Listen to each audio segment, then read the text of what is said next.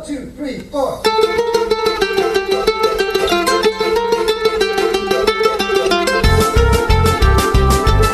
Hi everyone, this is Jewish Talk coming to you, streaming live from NASA Community College on 90.3, also on iHeart and iTunes app. This program is later rebroadcasted on Spreaker.com. So hi there, good morning. My name is Rabbi Pearl. Today I'm going to talk about, not today, but about Wednesday, January the 16th. On the Jewish calendar, the 10th day of the Jewish month of Shvat, Yud Shvat in Hebrew, this coming Wednesday is a most significant date on the Hasidic calendar, but it also has a broader impact on all of us. It's actually the anniversary of the passing, the yahrzeit, of the 6th Lubavitcher Rebbe, Rabbi Yosef Yitzchak Schneerson, who passed away in 1950, of righteous memory. It's also the day when in 1951, the 7th Rebbe, Rabbi Menachem Mendel Schneerson, of righteous memory, formally accepted the leadership of Chabad Lubavitch with a historic discourse, a mimer as we know it, and an address at the gathering marking the first anniversary of his predecessor's passing. All of this is celebrated and remembered this coming Wednesday. It is Yud Shvat, the 10th day of the Hebrew month of Shvat. It's the anniversary of the passing of the previous Rebbe, Rabbi Yosef Yitzchak Schneerson. On the day of the passing of a righteous person, our sages tell us, all of his efforts for which he toiled throughout his lifetime becomes revealed and radiates downwards. As such, on this day, it's a time to focus on the spiritual message of the previous Rebbe's life and his unbounded commitment to preserve and advance Jewish practice. So for all of us today, the primary significance included in the yahrzeit aspect is also the day that when the Rebbe, Rabbi Menachem Mendel Schneerson, accepted the reins of the leadership of the movement some 68 years ago. And at this gathering, celebrating his acceptance of his position, the Rebbe stated that Chabad always puts the emphasis on the individual initiative, not to rely on some outside power. I will help, indeed, as much as I can. But the most important thing, the Rebbe said he would encourage, he would guide, he would provide text to study and toast l'chaim. But the emphasis was there has to be an initiative on everything that we do from ourselves itself. At the same gathering, the Rebbe clearly outlined his goals for this generation, for our generation. And the Rebbe often said, and began to say this on this date, in 1951, that we are at the close of a period with the approaching footsteps of Mashiach. They can actually be heard. And our task is to complete the process of drawing down the divine presence so it can rest in our world here. On that same occasion, the Rebbe explained that although Moses could have constructed the sanctuary which accompanied the Jewish people in the desert all by himself, he refrained from doing so in order to enable everybody to participate in this endeavor. Similarly, the Rebbe continued, all the great leaders of the previous generations did not want the campaign, the effort to bring Mashiach to be a private undertaking, but rather something that all of us share as a whole by each and every one of us together. The Rebbe taught to take the responsibility for our lives and to direct our efforts to the ultimate good, which of course is the coming of the redemption in a world filled with no more wars and famine on any physical or spiritual level. Even now, we must focus on that to fulfill this important mission.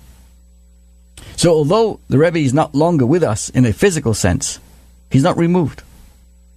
But the lesson of the Rebbe's life is not what he can do, but what each of us can do. Each of us can play an important role in making this reality to this world. So while we often speak about what can I do, what should my focus should be, the Rebbe taught us our job. It's a refreshing idea that you and me can make a difference in bringing this world to a complete good world, right?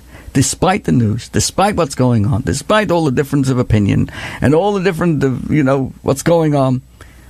Today, as I speak to you and we think about this coming Wednesday, Yud Shvat, it's a time for us to renew our commitment to a mission, this lofty commission that's within reach in every one of us, and to take the initiative to make this world a wonderful place with the coming of Mashiach, with the redemption for all of us. As children, we may often be told, stop acting so silly, right? I'm sure. No one ever said, start acting silly. So as adults, acting foolishly may feel unnatural. But sometimes foolishness is the best way to connect to God. Let's call it holy foolishness.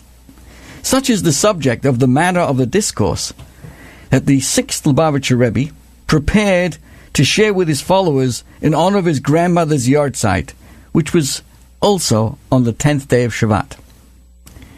And indeed, the Rebbe himself passed away on that very day. So the previous Rebbe passed away on the same yahrzeit as his grandmother. And he left, his custom was to produce these texts and for encouraging us to study. So he left this discourse to be learned on that day. It was primarily to honor his grandmother's yahrzeit. Then, of course, it turned out to be his own yahrzeit as well. And this discourse has been expounded by his successor, the Rebbe, and continues to be studied each year at the time of his memory. And I've been myself, with my family and my community, studying this particular discourse. It may be hard for us, having painstakingly learned to curb our childish behavior. It may be hard for us to conceive of a foolishness as actually being desirable. And yes, to be actually calling it, as I said, a holy holiness, a holy foolishness. But just see the caliber of people who were accused of acting foolishly. Venerable as they were, I'm now going to share with you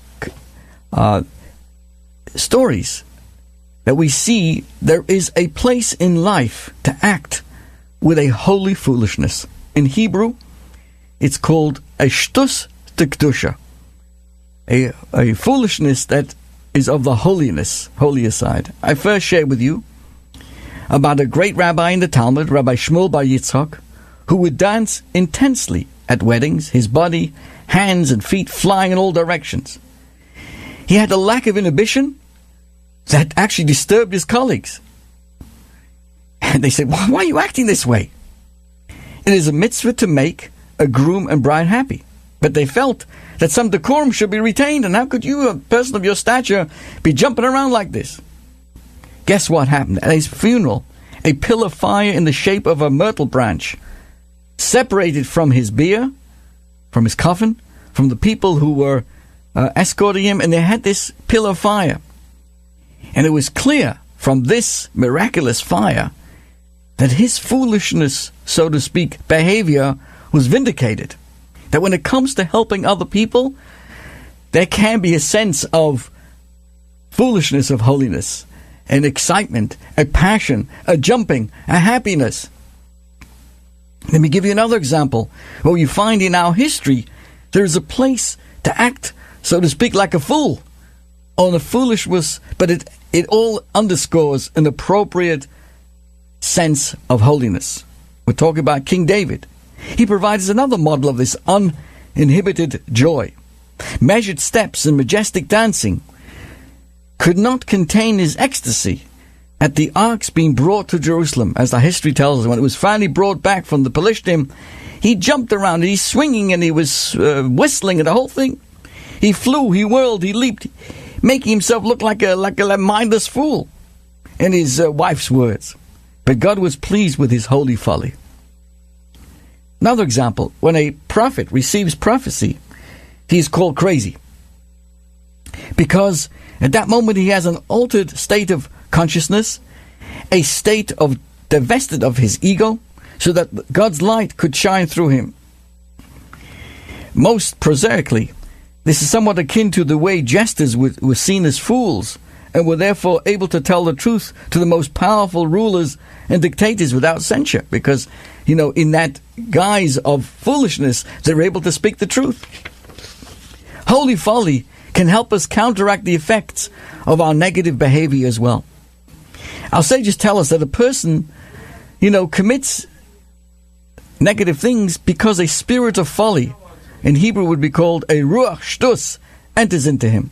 In other words, when a person does something he shouldn't be doing, it's really an act of sheer insanity. What person in his right mind would want to create a rift between himself and his Creator? When a person drops out of the scene, does something he shouldn't be doing, he's basically losing his self-control. Impulsivity now wins over. And as Maimonides tells us, when we want to overcome a weakness, we go to the extreme, the opposite extreme. So we counter this ruach shtus with a shtus d'kedusha, a holy folliness, letting go with a joyful abandon.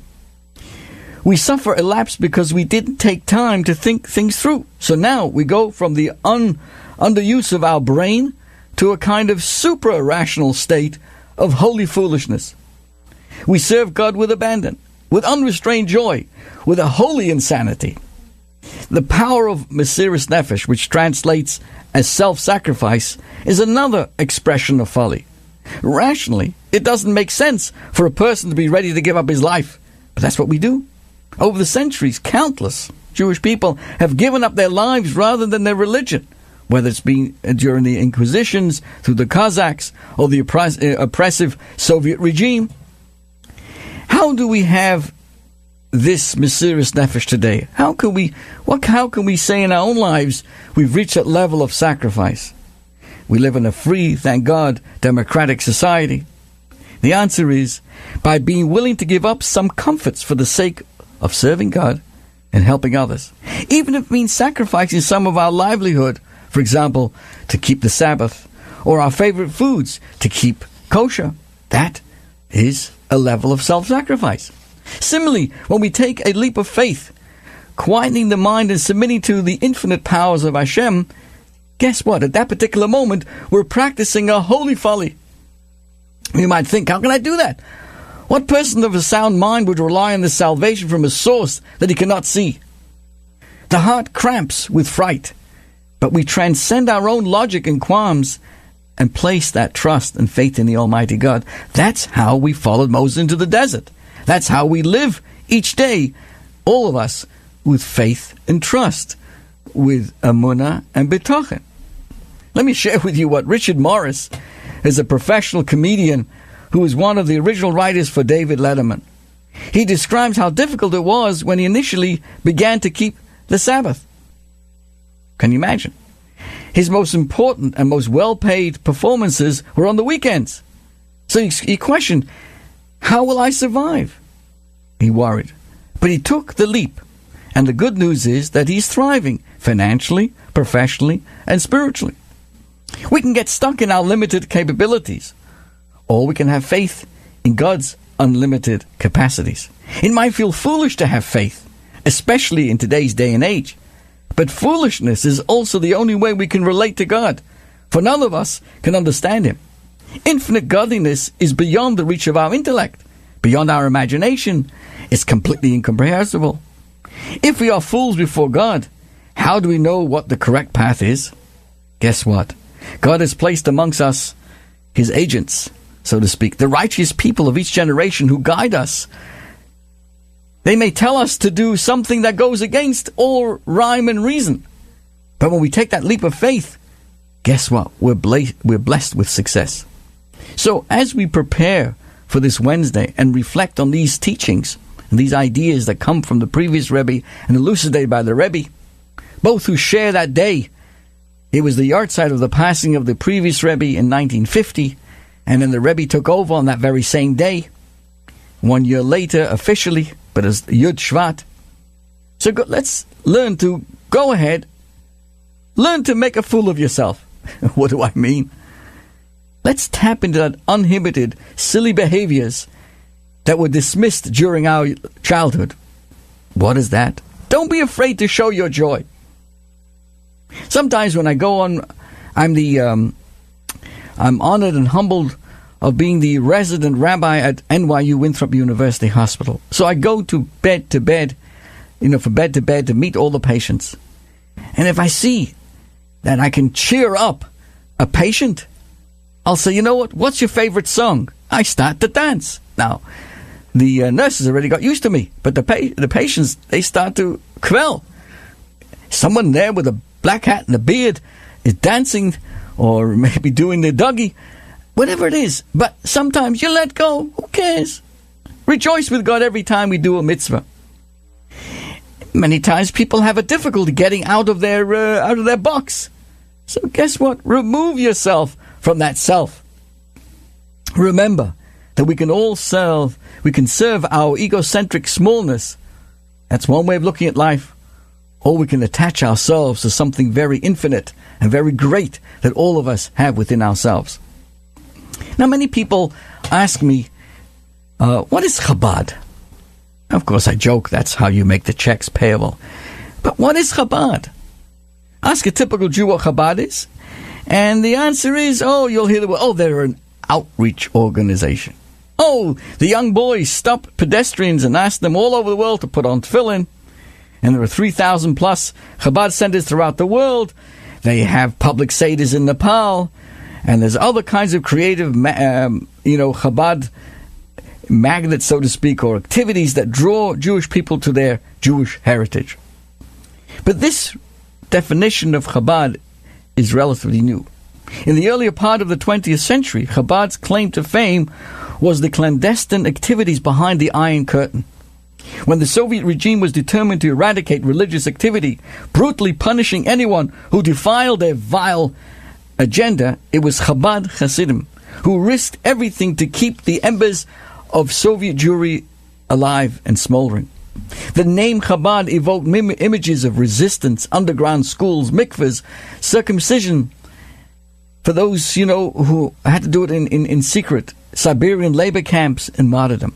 But that too was introduced into Chabad's culture with the 1917 Bolshevik Revolution. Until that point, since its inception of Chabad in the 1770s, Chabad was a movement that focused on concentrated study of the Torah's esoteric teachings, included intense meditation and lengthy soulful prayer.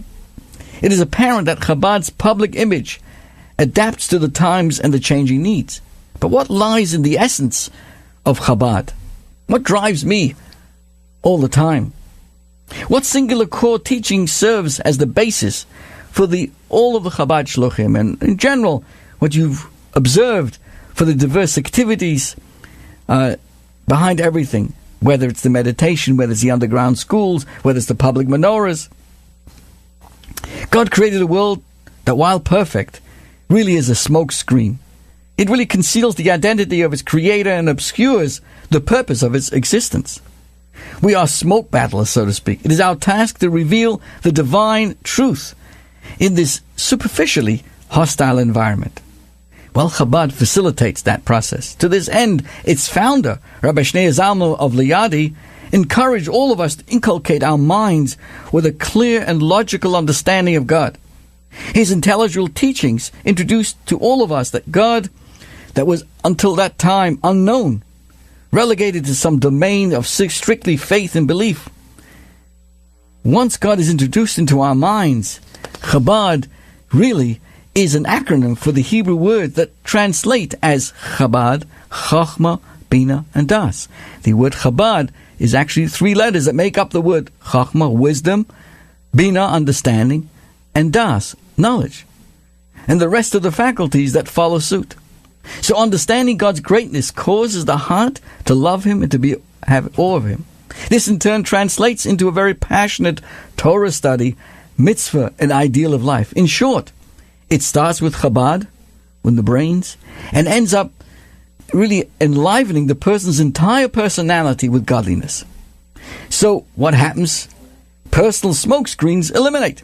Mission accomplished. At times, however, the smoke screen changes guises. When that occurs, the mission remains the same. We simply have to adjust to the So therefore, if you go back to Chabad in Europe, when the Soviets outlawed Jewish education, a clear threat to the revelation of godliness, Chabad opened up schools. When the Western civilizations threatened our mission, albeit in a more kinder, gentler methods, we're introduced now to the Chabad houses. Let me give it to you in the following manner. In this week's Torah portion, we're told how the Egyptians pursued the Jewish people, trapped them they were now trapped between the Egyptian army and the Red Sea, or the Sea of Reeds. There was panic in the encampment, and our nation divided into different factions. What should we do? Each one advocating a different plan of action, right? Because the Egyptians were behind us, the Sea of Reeds was in front of us. What should we do? Some wanted to submit, go back to Egypt. Others wanted to let's go and fight battles against our former slave masters. There was a defeatist faction that suggested mass suicide. Let's just jump into the river. God rejected all of these approaches. Instead, he told Moses, speak to the children of Israel. Let them move forward. Just go forward. Go forward. There's a sea right there in front of us. What are you talking about? And the commandment, go forward, was not accompanied by some clarification that God was going to part the waters. Just keep going. There was one man, though, who did not hesitate. His name was Nachshon, the son of Aminadab, the leader of the tribe of Judah. He went forward. No questions asked. Straight into the sea. And when the water reached his neck, at the very last moment, boom, the waters parted. God had taken the Israelites out of Egypt in order to bequest them the Torah at Mount Sinai. There was a mission to be accomplished. No matter the opposition, he was not undeterred. He just moved. He headed forward. So the Torah reading that discusses the splitting of the sea is always read in the proximity of this 10th day of Shavat, this week, the day when we celebrate the lives and the accomplishments of two modern-day Nachshons. Just as we had Nachshons who moved forward into the water, so too the previous Rebbe, Rabbi Yosef Isaac Schneerson, the sixth Lubavitcher Rebbe, who passes away on the 10th day of Shavat, which corresponds to this week's coming Wednesday. And exactly 1 year later, in 1951, his son-in-law, Rabbi Menachem Edler Schneerson, of blessed memory, he accepted the leadership of the Hasidic movement. So like our ancestors before us, the path leading to our mission isn't some, a smooth paved road. Logic dictates that we should be doing anything but going forward. But that's not so. The previous Rebbe and his thousands and a few thousand followers, they faced full fury against the superpower of that time. And despite all the tremendous risks and slim chance of success, they persevered. And many hundreds of the previous Rebbe's followers were imprisoned and murdered, but the effect moved forward. If the teacher in one city was sent to Siberia, another took his place. The previous Rebbe himself was imprisoned on several occasions and was even sentenced to death, a sentence that was eventually commuted, but he continued moving forward. Now the Rebbe, who took over the leadership on Yud Shvat, on the same date, on 1951, at least officially, he also faced the blight of assimilation with the same similar resolve, especially coming out of the Holocaust. While other religious groups hunkered down, insulated themselves, and concentrated on their protecting their base, the Rebbe, with even less followers at his disposal, he went into this visionary outreach campaign. He was ridiculed. One person and a few backward European-born followers would say, "What are you talking about? Yeah, you're going to make a dent in this American well-entrenched trend of assimilation." But the Rebbe, both the previous Rebbe and the Rebbe, walked into the water to their necks, and the water split. So what is Chabad? Well, let me tell you. Is it smoke fighters? Is it trekkers? Is it water splitters? I know I'm getting lost in the world of synonyms, my friend. It's all of the above. And there's one particular teaching that I'd like to share with you that the Rebbe mentioned on Yud Shvat that amplified the teachings of the previous Rebbe in this inaugural speech, or we call Maimer, this discourse. And he said the following: if you want to love God, you need to love people. Love of God, love of Torah, a love of each other are bound up with each other. So much so that they're all one. Only when you love your fellows yourself are you able to love God, who transcends the world and is the master of all things. For this reason, the Rebbe relinquished his own physical and even spiritual interests out of the love for the community. On the other hand, in other words, you need to love. If you really want to show your love for God, it has to reflect in the love of people. This is what the Rebbe taught. Another thing, one of the teachings was that we're all in this together. Now, each of us have a purpose which is far more profound than we think. The Zohar tells us there is depth within depth. There is a revealed and the hidden. And within the hidden is concealed an even deeper purpose. And guess what? The Rebbe gifted people with various kinds of missions. Some of us were instructed to engage in a trade or in commerce. But the inner intention was to advance Torah study and, of course, mitzvah observance. Others were instructed to become spiritual educators, disseminators of Judaism, or simply to teach children the Aleph base. I and my dear wife are part of more than 30 Chabad Shluchim here on Long Island. This is the mission that we were given by the Rebbe. We must all realize that it's part of a more profound vision. The deep vision that we all have, that each of us have, in being able to share the depth of life, and of course, as we said, to attain that ultimate redemption for all of us. And as I said in the beginning of our program, in Chabad, we're always encouraged, each of us, to take responsibility for our work, for our spiritual work, material work, and not to rely on anybody else. It's a very important part in Chabad Hasidus, that we must not rely on anyone, but independently work strong and appreciate what each of us have and what each of us give. And I want to conclude very briefly of a story of a king who had this horrible tree and he had to knock it down, and he couldn't get it knocked down, so he promised the world that anybody could knock it down could have the honor of marrying his beautiful daughter. And everybody came, all the professionals came and tried to knock down this tree, and they just couldn't knock it down. And it was like till 12 o'clock at midnight was the last time anyone could come and knock down this tree and win this the marriage. No, all the professionals came and couldn't do anything. They knocked and they hocked. Nothing didn't knock down. Didn't fall. Finally, just before midnight, this person shows up, schlepping bags, and then the king says, "What are you here for?" He says, "I'm here to knock down the tree." He says, all the professionals couldn't do it, and you're going to do it. And guess what? He came. He said, "Let me try it." He went over to it, and he gave it a tap, and it fell down. So the king says, "What did you know the other ones couldn't do? What was your secret?" And he said, "No. All the other ones did all the hard work. All that's left was for me. I knew. After all, everybody else did the banging and the pushing and the pulling, etc. Just needed one little thing, and it would fall down." My dear friends, as I conclude today, each and every one of us live in an era right now where all the great rabbis and all the great rebbitzins and all the great, our ancestors, all the way back, did a lot of work. Tremendous amount of work. They lived and they died. All those things to push us. All we need to do today is one last thing, is to one little tap through our extra good deeds, goodness and kindness and helping others and bringing goodness to the world. We will very, very speedily see the redemption. Thank you so much. Have a wonderful week.